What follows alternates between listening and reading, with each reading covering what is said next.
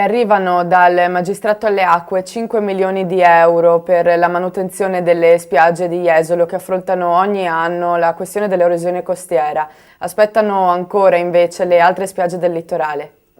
Ammonta a 4 milioni e 800 mila euro la cifra che il comune di Jesolo è riuscito a portare a casa per il ripascimento dell'arenile a seguito delle devastanti mareggiate invernali. Una corsa contro il tempo che, grazie alla posizione strategica della località balneare, ha garantito un finanziamento direttamente dal Magistrato alle Acque ed ora, alle porte della nuova stagione, rendere la spiaggia accessibile e di qualità sarà finalmente possibile. Non possono dire lo stesso le altre spiagge del litorale adriatico, come Eraclea, Caorle e Bibione, ugualmente colpite dal fenomeno erosivo, ma che, diversamente da Jesolo, dovranno attendere ancora un po' per ricevere gli aiuti economici necessari e, arrivando in questo caso dal Genio Civile, dovranno fare il possibile per salvare ciò che resta degli arenili con cifre di molto inferiori rispetto a quelle riscosse da Jesolo.